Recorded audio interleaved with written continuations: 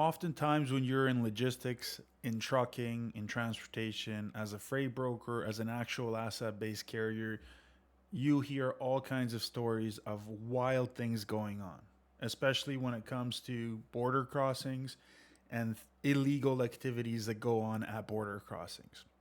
Now, there's a story out there of officers from the U.S. Customs and Border Protection Agency, from the Office of Field Operations that are stationed at the Colombia-Solidarity Bridge. There's a story out there that they successfully intercepted a significant quantity of cocaine with an estimated street value exceeding $3.5 million. The seizure took place on October 31st at the Columbia Solidarity Bridge when a CBP officer directed a tractor trailer that was empty, actually. It was transporting an empty flatbed trailer to undergo a secondary inspection. So they sent him into a secondary inspection facility at the border. Now, they were using a non intrusive inspection system, the CBP was, and the CBP officers uncovered 108 packages containing a total of 266 pounds of suspected cocaine concealed within the conveyance of that actual flatbed. Now, that's absolutely wild that this flatbed driver would do this. Who knows what the pressures were on this individual to do this, but this is just one example upon thousands of these scenarios that happen.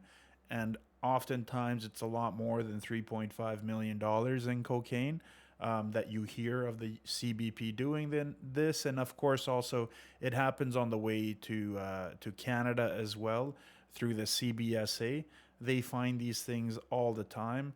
So, hey, good on these officers for saving the children that otherwise and adults that otherwise would be getting themselves involved in this kind of business, that is getting involved in this kind of abuse of the human body, of course. So it's absolutely wild that these things go on, but this is just another pressure that transportation professionals have to deal with, and they have to show real due diligence when it comes to choosing their logistics partners and making sure they have their ducks in a row, so to speak, so that way they don't get into these type of issues that are actually very stressful to deal with.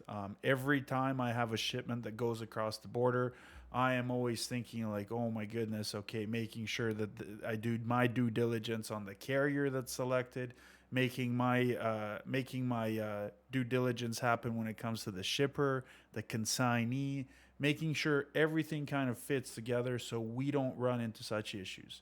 And hopefully more companies take this kind of information seriously, especially when it's shown to you of what can happen and what is being transported across these borders. What makes this story particularly interesting, albeit I don't know the driver, I don't know what his motivations were or anything like that. What makes it interesting is this was going on an empty flatbed trailer.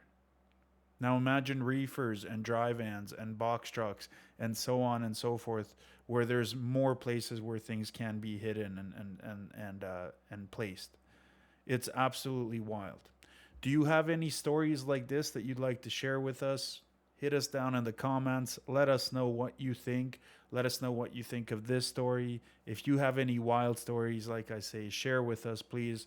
It's nice to spread the word of what is out there and what kind of pressures we deal with daily in the logistics and supply chain industry, no matter what role you play in it, as a truck driver, trucking company owner, dispatcher, freight broker, and so on and so forth, customs broker, and so on and so forth. Okay, so please like, comment, share, subscribe, and let's get a conversation going. I'm really intrigued to hear of what people have had to go through in their lifetime, or what they have heard when it comes to these kind of scenarios even.